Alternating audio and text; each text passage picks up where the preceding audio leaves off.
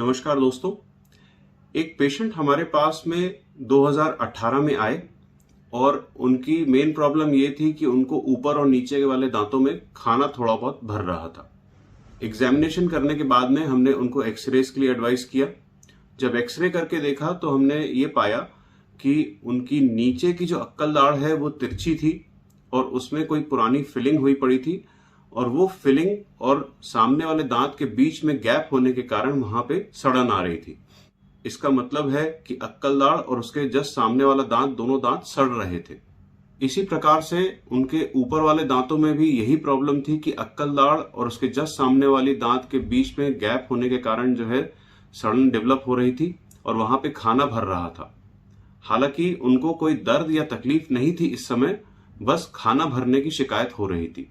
इस समय हमने उनको एडवाइस किया कि आप इन अक्कल दाढ़ों को रिमूव करवा लें, क्योंकि अक्कल दाढ़ तिरछी है तो उसको निकलवा लेना ज्यादा बेहतर है, क्योंकि वो खाना चबाने के काम तो आ नहीं रही है, लेकिन तिरछी होने के कारण वो सामने वाले दांत को भी खराब कर रही है। तो हमने उनको ये एडवाइस किया कि अक्कल दाढ़ को अलग करवा लेना चाहिए और सामने वाले जो दांत हैं उसमें हल्की सड़न है तो उसकी आप अभी फिलिंग करा लें तो आगे चल के दिक्कत नहीं होगी। परंतु ये इलाज उनने इस समय हमसे नहीं करवाया और वो वापस चले गए।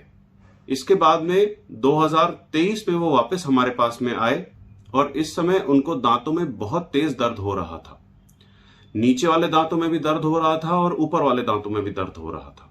जब हमने दोबारा एक्सरे लेके देखा तो हमने ये पाया कि अक्कल दाढ़ और उसके सामने वाले दांतों में सड़न बहुत ज्यादा बढ़ चुकी है और जो प्रक्रिया काफी आसान होने वाली थी वो अब डिफिकल्ट हो चुकी है, क्योंकि अक्कल दाढ़ को तो निकालना ही था, लेकिन सामने वाला दांत जिसमें की सिंपल फिलिंग हो जाती और एक सिटिंग में काम हो जाता, उसमें अब रूट कैनाल ट्रीटमेंट की आवश्यकता पड़ गई थी।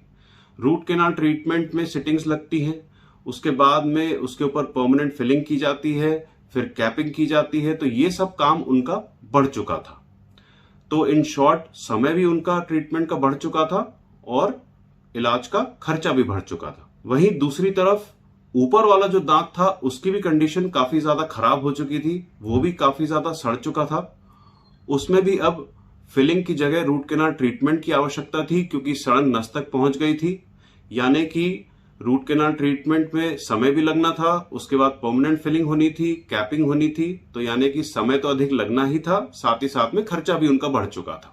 इस वीडियो के माध्यम से मैं आपको ये बताना चाहता हूं कि डेंटल का जो भी इलाज है उसको आप समय रहते जरूर करवाएं, क्योंकि यदि आप उसको बढ़ने देंगे तो इलाज की अवधि भी बढ़ जाएगी, इलाज में खर्चा भी बढ़ जाएगा, इलाज में दिक्कतें भी बढ़ जाएंगी। तो जितना जल्दी आप इलाज को करवा लेंगे, दर्द होने का वेट नहीं करेंगे, उतना आपके लिए फाइनेंशियली और फिजिकली बेटर होगा। उम्मीद है ये वीडियो आपको पसंद आया होगा। जिन लोगों ने हमारा चैनल सब्सक्राइब नहीं किया है उनसे निवेदन है कि हमारा चैनल जरूर सब्सक्राइब करें। समय देने के लिए आप सभी का बहुत बहुत धन्यवाद।